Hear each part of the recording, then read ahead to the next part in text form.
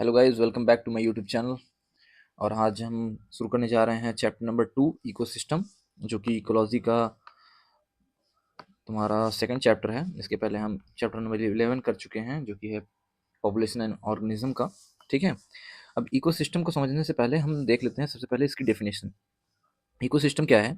Self sustaining functional unit of nature. मतलब एक functional unit of nature है जो कि सेल्फ सस्टेनिंग का मतलब ऑटोनॉमस। ऑटोनॉमस ऑटोनॉमस का मतलब अपने आप में ही सेल्फ इंडिपेंडेंट है। ठीक है, किसी पे ऊपर निर्भर नहीं है। सेल्फ डिपेंडेंट बोलते हैं इसको, किसी के ऊपर निर्भर नहीं है। और ये functional unit of nature where, जहाँ की biotic component interact with abiotic component, जिसमें बायोटिक कंपोनेंट और अबायोटिक कंपोनेंट आपस में इंटरैक्ट करते हैं। बायोटिक कंपोनेंट में क्या क्या तुम्हारे आते हैं?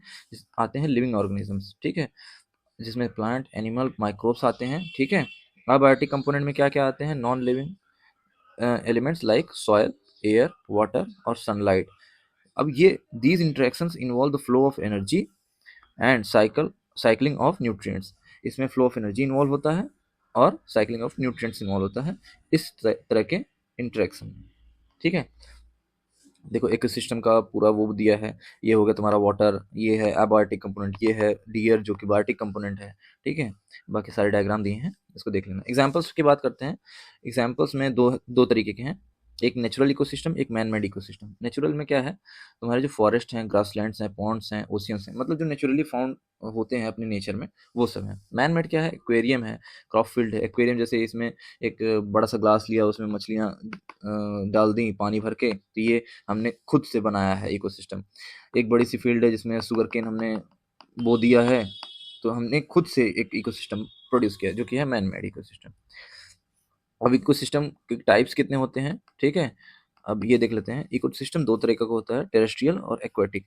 टेरेस्ट्रियल में क्या है? जो कि तुम्हारे एयर में पाया जाए बेसिकली, जैसे कि फॉरेस्ट है, डेजर्ट है, ग्रासलैंड्स हैं। ठीक है।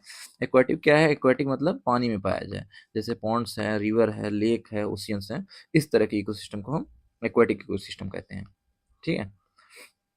अब की फीचर्स की बात कर लेते हैं। की फीचर्स ऑफ इकोसिस्टम। पहला है स्ट्रक्चर। इसमें बायोटिक कंपोनेंट हमें पता ही है। बायोटिक कंपोनेंट मतलब जो कि है प्लांट्स हैं, हर्बीवोर्स हैं, कार्निवोर्स हैं, फंजाई है, बैक्टीरिया है। अब जैसे प्लांट्स है, प्लांट्स क्या करता है? फूड को प्रोड्यूस करता है, तो उसको प्रोड्यूसर्स, कंज्यूमर्स जो फूड को कंज्यूम करे, प्लांट वाले फूड को कंज्यूम करे, तो हर्बीवोर्स, कार्निवोर्स होते हैं। डिकम्पोजर्स जो उसको जो डेड एंड डिकेइंग मैटर है उसको तुम्हारा फर्दर डिकम्पोज करें, उसको कहते हैं डिकम्पोजर्स, फंजाई, बैक्टीरिया। ठीक है। अब बायोटिक कंपोनेंट में जो कि नॉन लिविंग कंपोनेंट्स आते हैं उसमें, जैसे कि लाइट हो गया, टेम्परेचर हो गया, केमिकल फैक्टर्स लाइक तुम्हारा वाटर हो गए, न्यूट्रिएंट्स हो गए, ये सब सारी चीज़ें होती हैं। जिसमें फिजिकल फैक्टर्स आते हैं। ये देखो फिजिकल फैक्टर्स।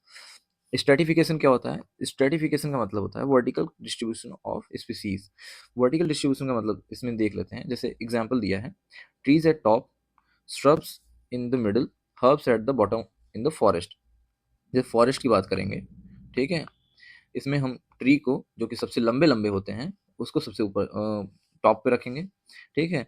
श्रब्स जो छोटे होते हैं और नंबर में भी ज़्यादा होते हैं, उसको थोड़ा सा मिडल में रखेंगे। जो अब हर्ब्स जो कि साइज में सबसे छोटे होते हैं और नंबर में बहुत ज़्यादा होते हैं, उसको हम नीचे रखेंगे। अब इस तरह के डिस्ट्रीब्यूशन को हम कहते हैं स्ट्रेटिफिकेशन। ठीक है। अब दूसरी बात करते हैं फंक्शन की। फंक्शन क्या होता है इकोसिस्टम के? Energy capture. एनर्जी कैप्चर का मतलब जैसे सनलाइट आई, सनलाइट प्लांट में आ गई, तो इसने फूड बना के अपने आप को, अपनी आपकी बॉडी बना ली, तो एनर्जी कैप्चर हो गई। And transfer. ट्रांसफर का मतलब इस प्लांट को अगर किसी एनिमल ने खाया, तो ये एनर्जी जो प्लांट में ट्रैप थी वो एनिमल में आ गई। ठीक है।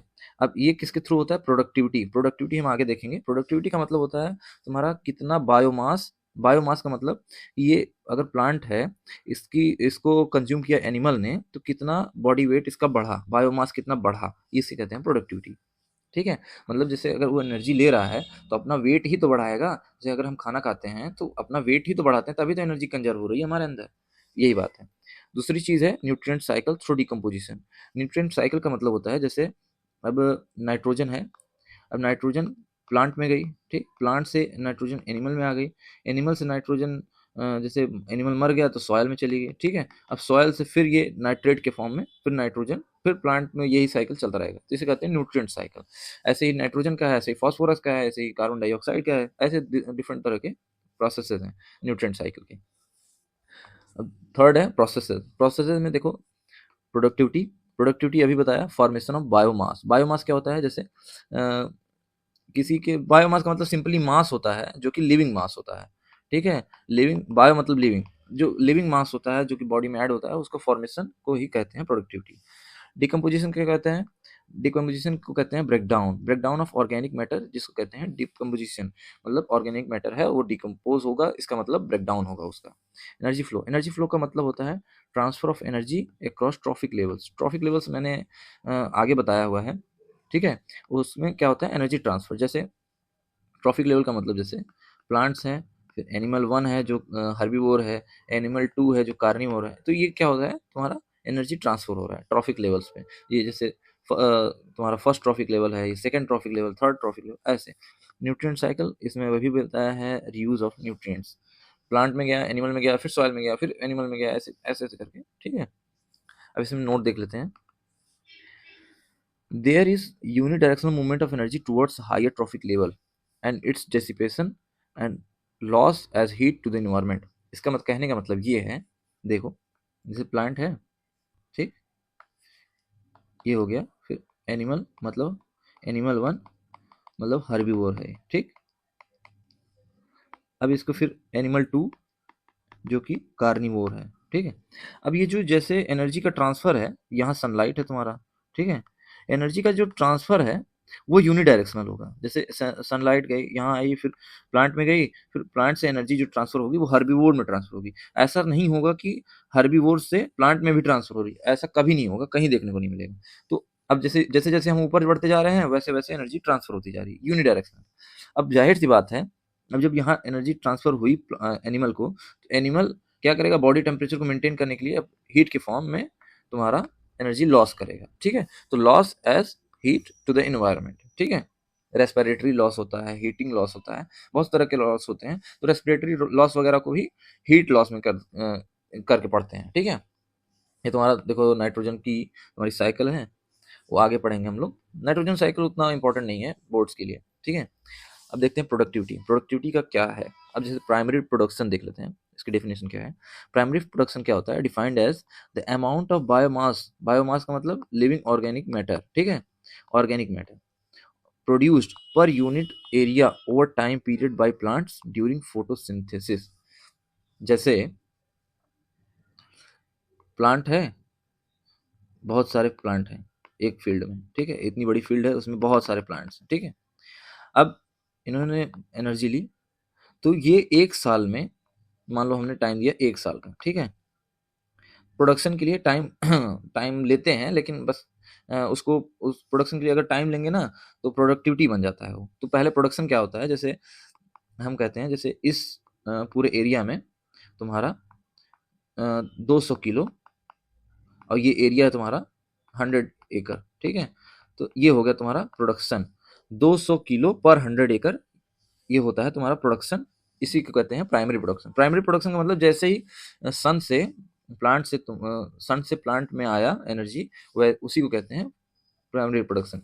इसको ऐसे भी समझ सकते हैं, जो कि फोटोसिंथेसिस से जो एनर्जी बनी उसको प्राइमरी प्रोडक्शन कहते हैं, ठीक है।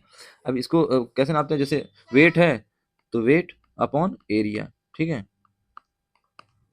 तो ग्राम पर मीटर स्क्वायर भी हो सकता है। अब एनर्जी के टर्म में देखते हैं तो एनर्जी पर एरिया, ठीक है, तो ये kilo calorie per metre square होगा। अब यहीं इसको टाइम पर पर ईयर अगर बोल दें हम, ये पर ईयर हो गया, ठीक है। अगर पर ईयर हम पूछते हैं तो उसको कहते हैं रेट ऑफ बायोमास प्रोडक्शन, जिसको हम प्रोडक्टिविटी बोलेंगे। अब यही चीज़ है, जैसे यहाँ ग्राम पर मीटर स्क्वायर था, अब यहाँ बदल के gram per metre square per year, kilo calorie per metre, kilo calorie per metre square था, तो यहाँ kilo calorie per metre square per year, ठीक है। अब देखो प्रोडक्टिविटी, ये जो प्रोडक्टिविटी है इसके कितने टाइप हैं। Gross primary productivity, gross primary productivity का मतलब है total organic matter produce by autotroph during photosynthesis. जैसे ये है तुम्हारी फील्ड, इसमें ढेर सारे पौधे लगे हुए हैं, ठीक है। अब इस फोटोसिंथेसिस हुई, ठीक है, फोटोसिंथेसिस हुई तो मान लो 1000 जूल एनर्जी बनी, ठीक है। तो ये हो गया तुम्हारा ग्रॉस प्राइमरी प्रोडक्टिविटी। जितना प्रोडक्शन हुआ, अभी खर्च वर्च की बात नहीं हो रही है, जितना प्रोडक्शन हुआ उसको हम बोलते हैं ग्रॉस प्राइमरी प्रोडक्टिविटी। अब नेट प्राइमरी प्रोडक्टिविटी का मतलब है खर्च घटा के, जितना खर्च हो गया है उसको घटा देंगे।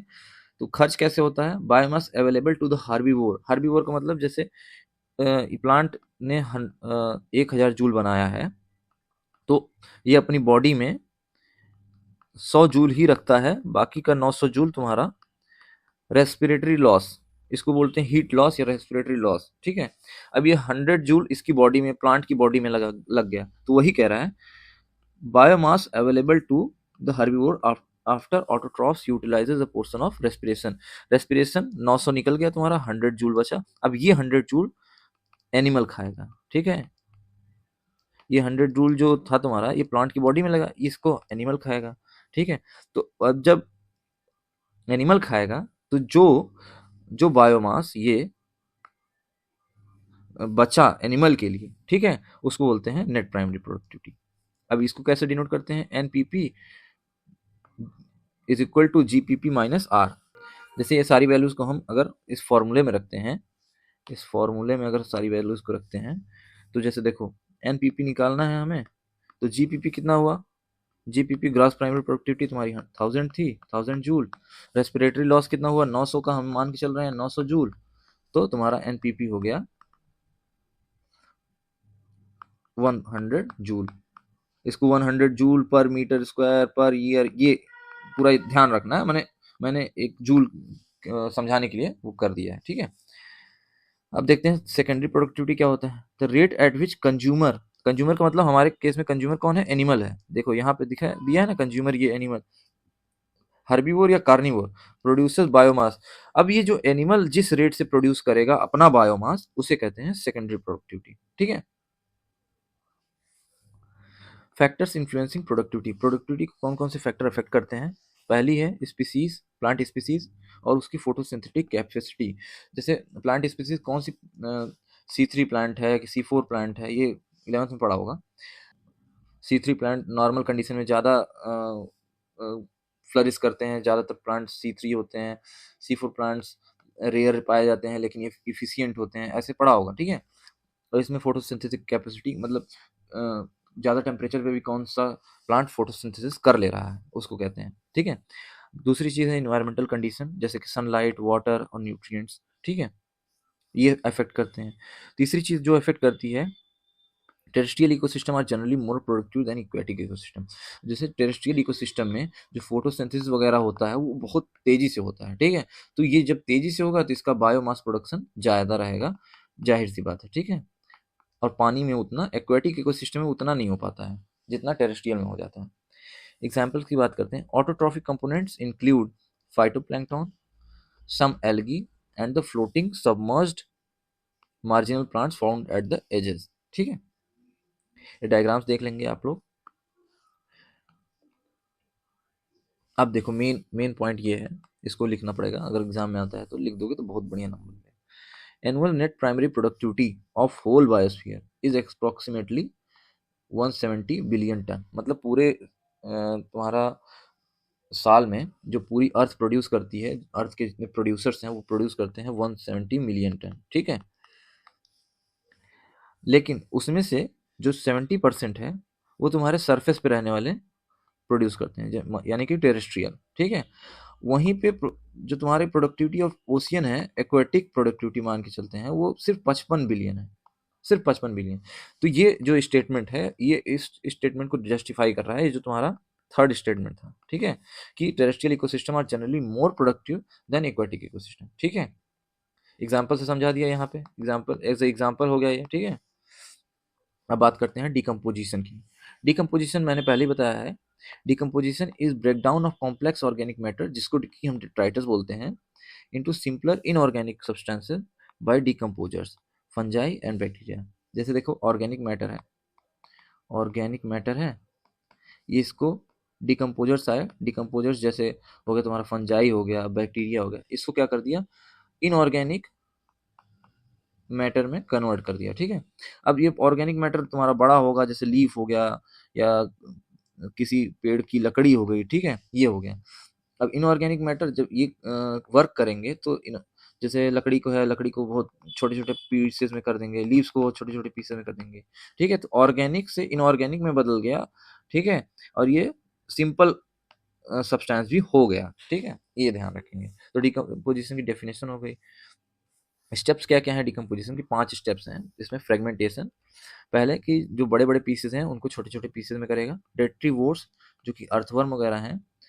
ब्रेक्स डेट्राइटस, डेट्राइटस का मतलब जो तुम्हारे कॉम्प्लेक्स ऑर्गेनिक मैटर है, ठीक है, इनको क्या करेगा? सिंपल स्मॉल पार्टिकल्स में कन्वर्ट करेगा। अर्थवर्म वगैरह, अर्थवर्म हुआ और ढेर सारे वर्म्स हैं वो कन्वर्ट करते हैं, ठीक है। दूसरी बात है लीचिंग। लीचिंग क्या हुआ? जैसे ये तुम्हारा मान लो फ्रेगमेंटेशन का मतलब, जैसे ये लीफ है, ये लीफ कन्वर्ट हो गई छोटे छोटे पीसेस में, ठीक है।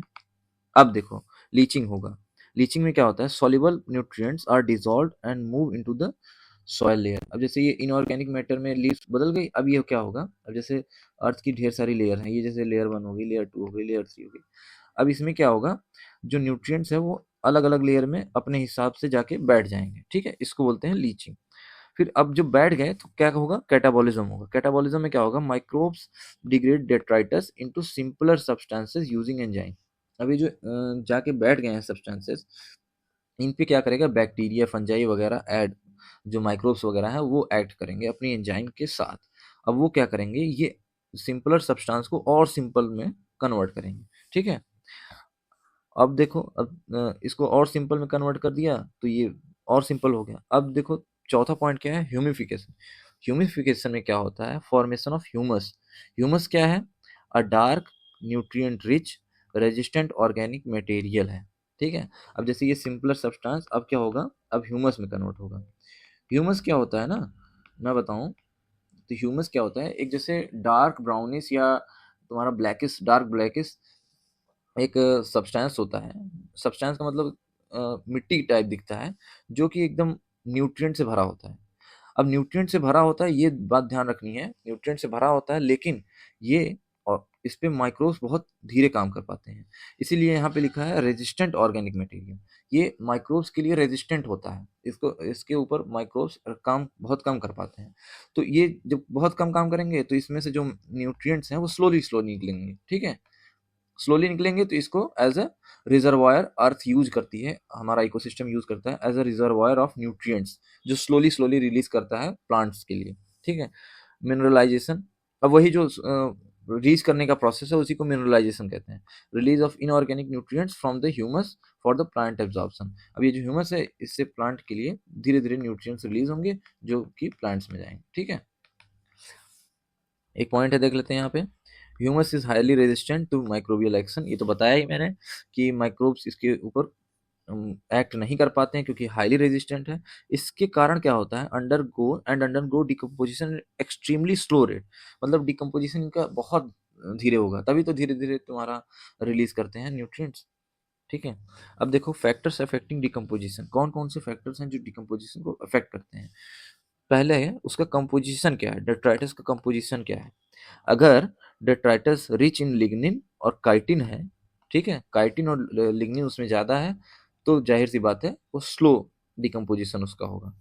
और वहीं अगर नाइट्रोजन और शुगर ज़्यादा है, ठीक है, तो उसका डिकम्पोजिशन फास्ट होगा। ऐसे याद रखना है कि अगर नाइट्रोजन है और शुगर ज़्यादा है तो मतलब चीज़ें जल्दी सड़ेंगी, तो इसका मतलब फास्ट डिकम्पोजिशन होगा, ठीक है। दूसरी चीज़ है क्लाइमेटिक कंडीशन। अब जाहिर सी बात है, जब किसी चीज़ को जब कोई चीज़ सड़ती है तो कौन से मौसम में सड़ती है? जाहिर सी बात है, जब तुम्हारी ह्यूमिडिटी ज़्यादा हो, टेम्परेचर ज़्यादा हो, तब चीज़ें बहुत तेज़ सड़ती हैं, बैक्टीरियल एक्शंस बहुत जल्दी जल्दी होते हैं, ठीक है। तो यही याद रखेंगे। वार्म और वेट इन्वायरमेंट में डिकम्पोजिशन फेवर होता है, ठीक है। और कोल्ड और ड्राई कंडीशन में ये डिकम्पोजिशन प्रोसेस स्लो हो जाता है, ठीक है। तो ह्यूमिडिटी और टेम्परेचर बढ़ेगा तो डिकम्पोजिशन फास्ट होगा, ये दोनों घटेंगे तो स्लो होगा, ठीक है, जाहिर सी बात है। अब तुम लोग तो इतना कॉन्सेंस है ही। एग्जाम्पल्स, एग्जाम्पल्स में क्या है? तुम्हारे डिकम्पोजर्स के एग्जाम्पल हैं, ये डिकम्पोजर्स हैं, ठीक है। कंपोजर्स, फंजाई है, बैक्टीरिया है, फ्लैजेलेट्स हैं, ठीक है। और इसमें ये वाला अगर डायग्राम तुमने बना दिया तो अच्छे मार्क्स मिल जाएंगे। डायग्राम बनाने के मार्क्स मिलते हैं। अब जैसे ये डायग्राम ऐसा नहीं है कि मतलब इसको ये पेड़ ऐसे ही बना, नहीं, ऐसे बना दो, ठीक है, या तो फिर ऐसे ही ट्री लिख दो, ट्री से तुम्हारा लीफ गिरा, लीफ यहाँ लिख दो, ठीक है, ऐसे ऐसे मतलब सिंपल डायग्राम बनाने हैं फ्लो चार्ट की तरह। अब बात करते हैं एनर्जी फ्लो की, जो कि थर्ड पॉइंट है। अब क्या है, energy flow in an ecosystem is unidirectional. अभी ऊपर बताया कि यूनिडायरेक्शनल है, प्लांट से एनिमल में जाएगा, एनिमल से प्लांट में नहीं जाएगा, ये ऑप्शन नहीं होता है। फिर एनिमल वन में गया तो एनिमल वन से एनिमल टू में जाएगा, ठीक है। और क्या करता है ये फॉलो करता है laws of thermodynamics. Laws of thermodynamics को भी फॉलो करता है ये। तो दो लॉ हैं, first law, second law. First law क्या कहता है, एनर्जी इज कंजर्व्ड, मतलब जितनी एनर्जी तुम्हें मिली है, मतलब जो एनर्जी मिली है, ठीक है, उतनी ही जाएगी। L H S is equal to R H S, ठीक है। अब ये तो पढ़ा ही होगा कि एनर्जी कंजर्व रहती है, ठीक है। And flow from producer to consumers, ठीक है, प्रोड्यूसर है और ये कंज्यूमर है, ठीक है। यहाँ से एनर्जी यूनिडायरेक्शनली फ्लो करेगी और एनर्जी कंजर्व रहेगी, ठीक है। अब दूसरा लॉ क्या कहता है, energy is lost as heat at each trophic level. अब जैसे हीट की उसमें एनर्जी लॉस होती है, ठीक है, जिसको रेस्पिरेटरी लॉस भी कहते हैं कभी कभी। जैसे प्लांट है, प्लांट ने कुछ एनर्जी लॉस की, मान लो प्लांट ने बनाई 1000, लॉस कर दी 900, ठीक है। अब इस कंज्यूमर को मिली 100, ठीक है।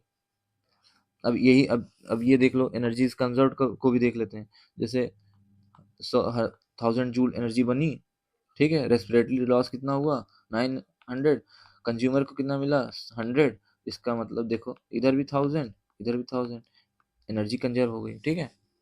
अब देखते हैं ट्रॉफिक लेवल्स। ट्रॉफिक लेवल्स क्या होते हैं, ट्रॉफिक लेवल किसके बेसिस पे बनाए जाते हैं, ट्रॉफिक लेवल बनाए जाते हैं on the basis of source of their nutrition और फूड। सोर्सेज क्या हैं फूड के, ठीक है, उसके बेसिस पे हम ट्रॉफिक लेवल डिवाइड करते हैं। इसमें 4 ट्रॉफिक लेवल हैं, इसको याद रखेंगे कि फर्स्ट ट्रॉफिक लेवल ये है, सेकेंड ट्रॉफिक लेवल ये है, थर्ड ट्रॉफिक लेवल ये है, और फोर्थ ट्रॉफिक लेवल ये है। ये याद रखेंगे, ठीक है। प्रोड्यूसर, पहला ट्रॉफिक लेवल प्रोड्यूसर यानी ऑटोट्रॉफ्स। ये क्या करता है, capture solar energy to produce food by photosynthesis, ठीक है। जिसमें एग्जांपल होते हैं तुम्हारे प्लांट्स और फाइटोप्लैंक्टन, ये तो समझ में आ रहा है। प्राइमरी कंज्यूमर, प्राइमरी कंज्यूमर का मतलब प्रोड्यूसर को ये खाएगा, जो हर्बीवोर, घास वगैरह खाते हैं, ठीक है। फीड ऑन प्रोड्यूसर्स, प्रोड्यूसर्स का मतलब एनिमल्स पे जो फीड करें। इसमें आते हैं एग्जाम्पल्स में गोट और ग्रास ऑफर्स। अब देखो सेकेंडरी कंज्यूमर जो प्राइमरी कंज्यूमर को खाए, ठीक है, उसको सेकेंडरी कंज्यूमर कहते हैं। इसमें आ जाते हैं कार्निवोर।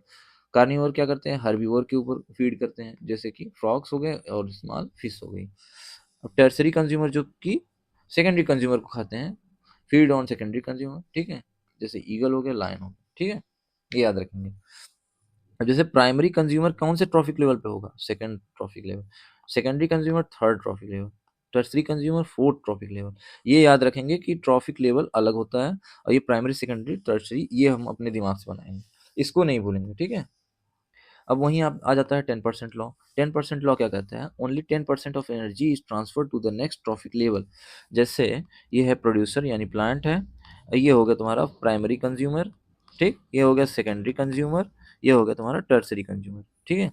अब जैसे यहाँ पे जो स्टोर है, मान लो 1000 जूल का है, तो ये जब ट्रांसफर होगा तो इसको 100 जूल मिलेगा, ठीक है। इस ये जब ट्रांसफर होगा तो इसको 10 जूल मिलेगा, और ये जब ट्रांसफर होगा तो इसको 1 जूल मिलेगा। मतलब हर अगले इंसान को सिर्फ पिछले वाले का 10% ही एनर्जी मिल रही है, ठीक है। इसी कहते हैं 10% लॉ। दिया किसने था, लिंडमैन, ठीक है, ये लिंडमैन्स लॉ भी कहते हैं इसको। ये ज़्यादा याद रखने की जरूरत नहीं है, एमसीक्यू वगैरह में पूछ लेता है तो पूछ लेता है, बाकी नहीं पूछता है। वही एग्जांपल देखो, स्टोर किया है 1000 joule, only 100 joule reach herbivores, जैसे यहाँ दिखाया है मैंने, ठीक है। बाकी यही वो सब है एग्जांपल्स में। अब देखो स्टैंडिंग क्रॉप। स्टैंडिंग क्रॉप का मतलब कोई क्रॉप नहीं है, ठीक है। क्रॉप का मतलब, स्टैंडिंग क्रॉप का मतलब क्या होता है, each trophic level has certain mass of living material at a particular time called standing crop. जैसे मान लो ये फील्ड है, ठीक है। अब एक इस मतलब मैं किसी टाइम पे मैं पूछ रहा हूँ कि जैसे 10 जनवरी को इस फील्ड में कितना बायोमास था। बायोमास भी पूछ, जैसे शुगर केन मैंने इसमें बोया है, तो इसमें कितने कुंटल शुगर केन है, तो मान लो 100 कुंटल शुगर केन इसमें था, ठीक है। तो मैंने बोल दिया 100 कुंटल शुगर केन है, मतलब बायोमास इसका 100 कुंटल है। तो ये हो गया स्टैंडिंग क्रॉप, ठीक है। अब इसको कैसे करते हैं, मेजर कैसे करते हैं? Standing crop is measured as the mass of living organism और number in a unit area. अब यूनिट एरिया तुम्हें बताना पड़ेगा कि भाई कितने में है। जैसे 100 कुंटल है तुम्हारा 100 एकड़ में, ठीक है, तो ये तुम्हें एरिया बताना पड़ेगा। या फिर 100 केजी है तुम्हारा पर मीटर स्क्वायर में, ठीक है, तो ये बताना पड़ेगा तुम्हें। अब बात करते हैं फूड चेन या वेब्स की, ठीक है। तो दो तरह की फूड चेन हम मेनली पढ़ते हैं, ग्रेजिंग फूड चेन और detritus food chain. Grazing food chain में क्या होता है, जो घास से ही स्टार्ट होता है, वो ग्रेजिंग फूड चेन होता है। स्टार्ट्स विद प्रोड्यूसर, प्रोड्यूसर यानी तुम्हारा ग्रास हो सकता है, प्लांट्स हो सकता है, ये सब। तो ग्रास से डियर से लायन, ठीक है, ये तुम्हारा हो गया ग्रेजिंग फूड चेन।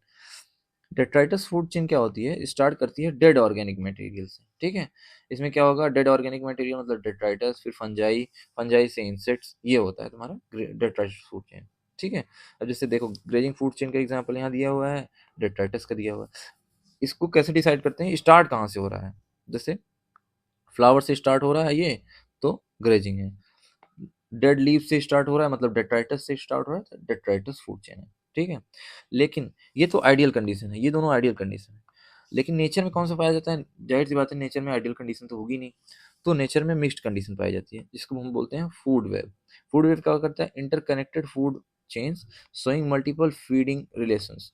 अब जैसे तुम्हारा है ग्रास है, ठीक है। अब ग्रास होपर खाएगा, ठीक है, ग्रास हॉपर खाएगा, ग्रास हॉपर को फ्रॉग खाएगा, फ्रॉग को तुम्हारा स्नेक खाएगा, ठीक है, और स्नेक को तुम्हारा ईगल खाएगा, ठीक है। ये तुम्हारी ग्रेजिंग फूड्स हैं। लेकिन अब यहीं पे तुम्हारा हो गया, ग्रास होपर तुम्हारा मर गया, ठीक है, ग्रास होपर मर गया, तो यहीं तुम्हारा ये डेट्राइटस बन गया, ठीक। अब यहाँ से फिर फंजाई खा लिया, ठीक है, फंजाई से इंसेक्ट, ठीक है, इंसेक्ट बन गए, ठीक है, इंसेक्ट से फिर फ्रॉग खा लिया, ठीक है।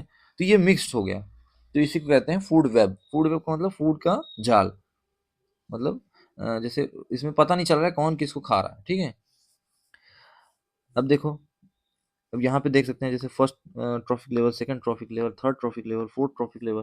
अब यहाँ जैसे प्लांट है, फिर उसके बाद ये इंसेक्ट आया, यही प्लांट मरा तो डिकम्पोजर से तुम्हारा डिकम्पोजर्स क्या किए, इसको डिकम्पोज कर दिए, ठीक है। ये सारी चीज़ें, ये हो गया तुम्हारा energy flow through different trophic level. और ये तुम्हारा जो पिरामिड मैंने बताया है ऊपर, ये बताया था ना, ये इसको आप समझा सकते हैं इस पिरामिड से, ठीक है।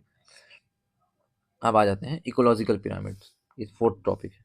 Ecological pyramids represent relation at different trophic level in terms of number, biomass, energy. Number, biomass और एनर्जी, तीन तरह के पढ़ने हैं हमें, ठीक है। अब टाइप पढ़ लेते हैं इसके।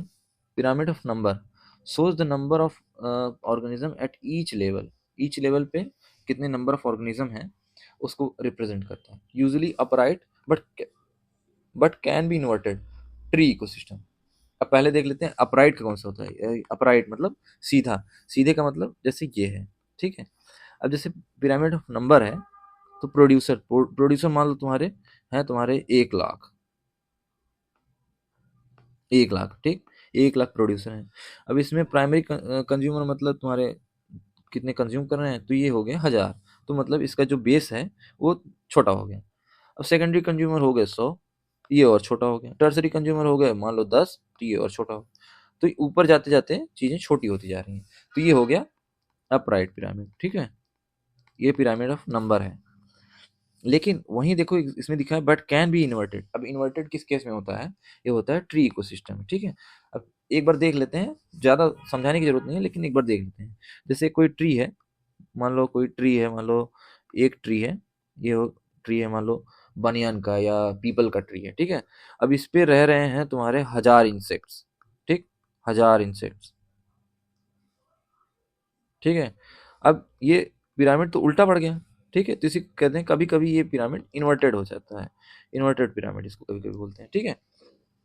और दूसरा है पिरामिड ऑफ बायोमास। बायोमास का pyramid represent total biomass at each level, ठीक है, ऑफन इन्वर्टेड इन एक्वाटिक इकोसिस्टम। ये भी ज़्यादातर केसेस में सीधा रहता है। जैसे टेरेस्ट्रियल का लेंगे तो सीधा रहेगा। जैसे प्रोड्यूसर्स ने तुम्हारे यहाँ दे दिया है, प्रोड्यूसर्स ने तुम्हारा 585 केजी पर स्क्वायर मीटर, ठीक है। प्राइमरी कंज्यूमर्स कितना है, 77 पे है, सेकेंडरी कंज्यूमर 12 पे है, और टर्सरी कंज्यूमर सबसे कम 1.1 पे है। तो ऊपर जाते जाते ये चीज़ें घट रही हैं, तो इसको बोलते हैं अपराइट पिरामिड। वहीं अगर एक्वेटिक की बात करते हैं, एक्वेटिक इकोसिस्टम की बात करते हैं, तो पिरामिड उल्टा होता है। क्यों उल्टा होता है? प्राइमरी जो प्रोड्यूसर हैं उनका बायोमास बहुत कम है, उसके ऊपर फीड करने वाले जो प्राइमरी कंज्यूमर है उनका बायोमास उनसे ज़्यादा है, सेकेंडरी कंज्यूमर का उससे भी ज़्यादा है।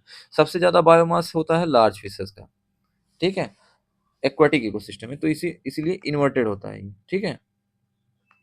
अब बात करते हैं एनर्जी का पिरामिड। एनर्जी के पिरामिड में हम पहले ही बता दे रहे हैं कि ये हमेशा अपराइट रहता है, हमेशा सीधे रहता है, ऐसे रहेगा।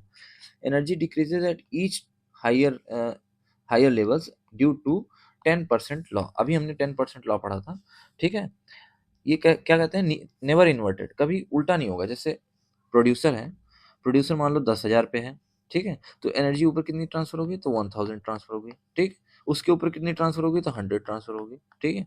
उसके ऊपर कितनी जाएगी, 10 जाएगी, ठीक है। तो ये चीज़ें ऊपर जाते हुए घट रही हैं, मतलब ये ऑलवेज अपराइट होगा, अपराइट होगा, नेवर इन्वर्टेड, नेवर इन्वर्टेड, ठीक है। कभी भी इन्वर्टेड ये नहीं होगा, ऑलवेज अपराइट होगा। अब देख लेते हैं पांचवी चीज़ है तुम्हारी न्यूट्रिएंट साइकिल। न्यूट्रिएंट साइकिल बहुत ज़्यादा इंपॉर्टेंट नहीं है, लेकिन हम देख लेते हैं। न्यूट्रिएंट साइकिल रिफर करती है reuse of essential nutrients in ecosystem.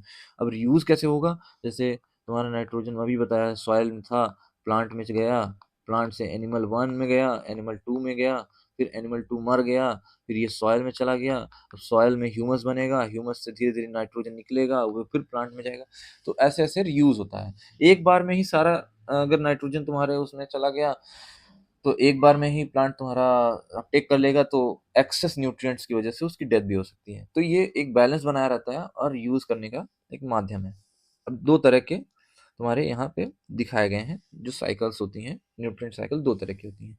एक गैसियस न्यूट्रिएंट साइकिल होती है, एक सेडिमेंट्री न्यूट्रिएंट साइकिल होती है। गैसियस में क्या है, गैसियस में रिजर्वायर क्या होता है, एटमॉस्फेयर होता है और हाइड्रोस्फीयर होता है, ठीक है। इसमें एग्जांपल है कार्बन और नाइट्रोजन का, ठीक। कार्बन साइकिल और नाइट्रोजन साइकिल। कार्बन भी इन्वायरमेंट में वो स्टोर रहता है, नाइट्रोजन भी इन्वायरमेंट में स्टोर रहता है भाई। अब सेडिमेंट्री साइकिल में रिजर्वायर कौन रहता है, अर्थ की क्रस्ट, मतलब जमीन, ठीक है। इसका एग्जाम्पल है फॉस्फोरस, फॉस्फोरस क्योंकि जमीन में पाया जाता है, ठीक है। अब ये जो न्यूट्रिएंट साइकिल हो रही है उसका सिग्निफिकेंस क्या है, सिग्निफिकेंस ये है, nutrients are recycled between biotic, between abiotic component and biotic component. मतलब जैसे सॉइल से तुम्हारा प्लांट में जा रहा है, प्लांट से एनिमल में जा रहा है, एनिमल से फिर एनिमल 2 में जा रहा है, फिर ये सॉइल में जा रहा है, तो ये हुआ अबायोटिक कंपोनेंट, ये हो गए सारे बायोटिक कंपोनेंट। इन दोनों में रिसाइकल हो रहा है, ठीक है। दूसरी चीज़ है क्या, एसेंशियल फॉर इकोसिस्टम स्टेबिलिटी। वही चीज़ मैंने जो बताई है कि अगर नाइट्रोजन ज़्यादा हो जाएगा सॉइल में तो प्लांट एक्सेस में ले लेगा, तो प्लांट मर सकता है, ठीक है। तो ये तुम्हारा जो न्यूट्रिएंट है वो तुम्हारा बैलेंस्ड स्टेज में रहे, उसके लिए न्यूट्रिएंट साइकिल होती है। अगर एग्जाम बहुत रेयर केस है एग्जाम में आने का, लेकिन अगर आता है तो ये डायग्राम बना देंगे, थोड़ा थोड़ा मतलब चीज़ें दिखाएंगे। जैसे इसमें दिखा दिया नाइट्रोजन ऑक्सी वहाँ पे है, फिर नाइट्रोजन फिक्स हुआ, ठीक है, NH3 बना, ये थोड़ी थोड़ी चीज़ें बता देंगे, ठीक है। फॉस्फोरस साइकिल दिखा देंगे। अब देखो इकोसिस्टम की क्या क्या सर्विसेज होती हैं, ठीक है, वो देख लेते हैं जो कि हमें फ्री में मिलती हैं। पहली चीज़ है एयर और वाटर पोल्यूशन का जो होता है उसको प्यूरिफाई करता है, ठीक है। तो प्यूरिफिकेशन काम हो गया, पॉल्यूशन को डिक्रीज करते हैं, ठीक है। दूसरी चीज़ है pollution, pollination of crops. Pollination of crops में जैसे तुम्हारे बी है, ढेर सारे इंसेक्ट्स हैं, ठीक है, ये क्या करते हैं, पॉलिनेशन कराते हैं फ्री ऑफ कॉस्ट, ठीक है। तीसरी चीज़ है क्लाइमेट रेगुलेशन। क्लाइमेट रेगुलेशन का मतलब कब बारिश होगी, कब तुम्हारा टेम्परेचर बढ़ना चाहिए, कब नहीं बढ़ना चाहिए, ये है इकोसिस्टम फ्री में तुम्हें मेंटेनेंस प्रोवाइड करता है, ठीक है। चौथी चीज़ है सॉइल फर्टिलिटी मेंटेनेंस। अब जैसे लेस न्यूट्रिएंट्स रहेगा तब भी सॉइल इनफर्टाइल हो जाएगी, ज़्यादा न्यूट्रिएंट रहेगा तब भी सॉइल इनफर्टाइल हो जाएगी। तो अगर न्यूट्रिएंट इसमें मेंटेन है तो उसकी सॉइल की फर्टिलिटी मेंटेन है, ठीक है। तो ये चैप्टर तुम्हारा खत्म हो गया। समरी देख लेते हैं। समरी में हमने क्या क्या देखा, तुम्हारा डेफिनेशंस देखे, ठीक है, इकोसिस्टम की डेफिनेशंस देखी, ठीक है। प्रोसेसेस देखे हमने, प्रोडक्टिविटी के मतलब प्रोडक्शन बाई प्रोड्यूसर, डिकम्पोजिशन का देखा, ब्रेकडाउन होता है, एनर्जी फ्लो का देखा, यूनिडायरेक्शनल होता है, 10% लॉ भी फॉलो करता है, थर्मोडायनेमिक का लॉ भी फॉलो करता है। न्यूट्रिएंट साइकिल देखी, इसमें क्या होता है, रीयूज ऑफ न्यूट्रिएंट्स होता है। ठीक है। इकोलॉजिकल पिरामिड देखा, किसका किसका पिरामिड देखा, एनर्जी का पिरामिड देखा, बायोमास का पिरामिड देखा, नंबर का पिरामिड देखा। ठीक है। इसमें एक पॉइंट याद रखेंगे कि एनर्जी का पिरामिड हमेशा ऊपर की तरफ रहता है, अपराइटेड। ठीक है। फोर्थ देखा हमने food chain and webs. Food chain में देखा हमने grazing food chain, detritus food chain. Grazing start होती है प्रोड्यूसर से, डेट्राइटस स्टार्ट होती है डिकम्पोजर से। ठीक है। इसमें हमने फिर इकोसिस्टम की सर्विसेज देखी। सर्विसेज क्या क्या है, provide air and water purification, climate control करता है, सॉइल की फर्टिलिटी मेंटेन रखता है। ठीक है। तो ये हो गया तुम्हारा चैप्टर 2 भी खत्म, इकोलॉजी का चैप्टर 2 खत्म, चैप्टर 12 खत्म। ठीक है। तो फिर मिलते हैं नेक्स्ट वीडियो में नेक्स्ट चैप्टर के साथ, तब तक के लिए बाय बाय।